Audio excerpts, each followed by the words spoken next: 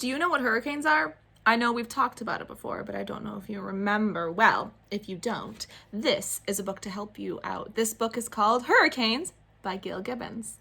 We know Gail Gibbons likes to make nonfiction books, so books that are informational, books that teach you, books that are about real things.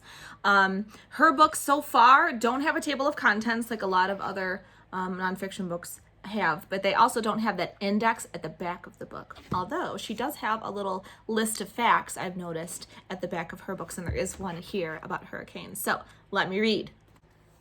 The winds are howling, the rain is pouring down, violent waves are crashing onto the shore. A dangerous spinning storm has formed over tropical waters. It is a hurricane making landfall. All hurricanes form over tropical waters. Warm water evaporates and rises into the atmosphere. The more moist air spins upward, creating a draft that sucks up moisture. If the water temperature is more than 80 degrees Fahrenheit, the cycle continues. Winds get stronger and the moist air rises. Very tall cumulonimbus clouds are formed. The rising air creates even more of an updraft. And it talks about how it rises and the speed reaches 74 mile per hour winds. That's really fast. The storm is classified as a hurricane. Most hurricanes are about 100 miles to 300 miles wide. The center of a hurricane is called the eye. In the eye, it's clear and calm. The strongest winds in a hurricane usually surround the eye of the storm in an area called the eye well. So right here in the middle is called the eye, and it's pretty calm in there, but right outside of that eye is where the strongest winds are. Most hurricanes form over the Atlantic Ocean, north of the equator. They usually last about a week. Many hurricanes have devastated cities and towns with strong winds. Usually there are heavy rains and flooding. Storm surges are huge walls of water forced up out of the sea, crashing into things and devastating, and even changing the way the shore looks. In 1972, that was quite a while ago, before I was born, these two men, Herbert Sevier and Robert Simpson, made a wind scale, a hurricane wind scale, and it categorizes them into numbers 1 through 5, just like tornadoes. Remember that? Category 1 hurricanes have wind speeds between 74 and 95 miles an hour, so that's kind of what it might look like. There's some damage to trees and small buildings. So yeah, you can see a little bit of damage there. A Category 2 hurricane have wind speeds between 96 and 110 miles an hour. Coastal roads flood and there's moderate damage. So roads flood, they get ruined, windows break, things like that. Category 3 have wind speeds between 111 and 129 miles an hour. Trees are pulled out of the ground. Large cars and trucks are swept away. Category 4 hurricanes have wind speeds between 130 and 156 miles an hour. The destruction is devastating, it says. Buildings suffer extreme damage. Roads and bridges are washed away and boats are tossed around like toys. Category 5 hurricanes have wind speeds more than 157 miles an hour.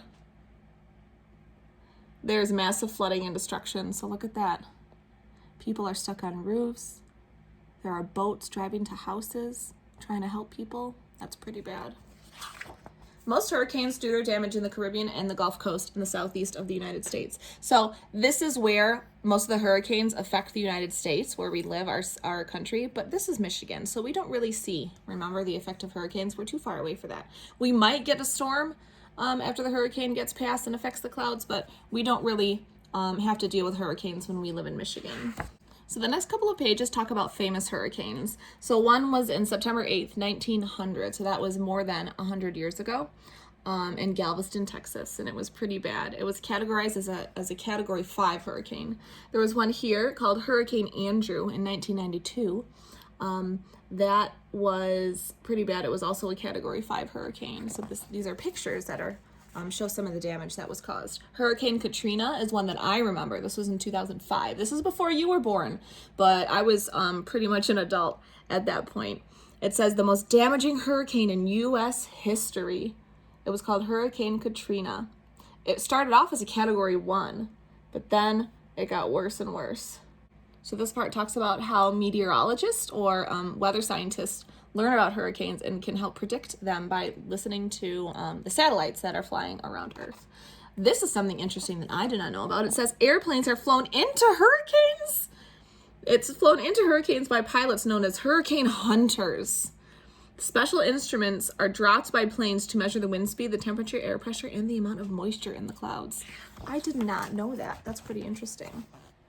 So all of this information is put into the computers, and then the scientists make predictions. They make their best guesses about where the hurricane is going and how bad it will be. So this page talks about how each hurricane is given a name, a person's name. So the first hurricane of the season starts with the letter A, like Hurricane Andrew. The next hurricane after Andrew will start with the letter B. So it goes all the way through the alphabet all summer. This page, it talks about what to do if a hurricane is coming. Now, this is something you and I might not know a lot about and have to worry about because we are not in a place that gets hurricanes. But think about it. It says, there should be a plan to evacuate and everybody should know the route. Cover the windows of your house with wood to prevent flying glass. Have a battery-powered radio just in case the electricity goes out. Turn off the electricity to your house before you leave. Down here it says pick up loose items in your yard and put them away. So don't leave out your toys, your backyard toys, because they're going to get blown away. Just like some of the other Gail Gibbons books, there is a page at the back with some hurricane facts. I won't read all of them, I'll just read a few. It says, cyclones are hurricanes that form over the Western Ocean, the Western Pacific Ocean. Typhoons are hurricanes that form over the Indian Ocean. Interesting. There are signs in places that get hurricanes that show where to go. It says evacuation route. So this shows where to go if there is a hurricane coming and you need to leave. And then here it says the worst, deadliest storm on record was a cyclone in Bangladesh. In 1970, it says more than 300,000 people died. So hurricanes are very interesting to learn about for some people, but they're also something to really take seriously because they can be very, very dangerous. And yes, people do die sometimes. Something I haven't done is asked why Gail Gibbons might have made this book. So if you think about it, why do you think that she made this book? This is a book for kids. This is a book definitely to teach. I don't know if this book is something you might have thought was super funny or laughed at like some of the other authors we've studied, but this book is full of information. I think it's important that she made a book like this because it's a way for kids to learn about how serious hurricanes can be and what to do if there is one. Now, us living in Michigan, we don't really have to worry about hurricanes and us and our safety, but it's important for us to understand what goes on in other parts of our country and other parts of the world. There are kids who go to school just like you who are in kindergarten that have to practice what to do when a hurricane comes.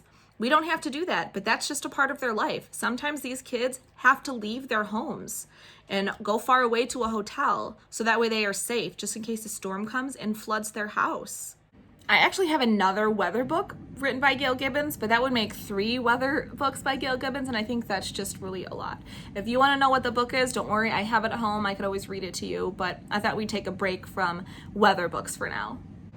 Thank you for taking the time to learn with me, and we are actually starting to finish up on this author before we get ready to start our next one. All right, so stay tuned. Bye.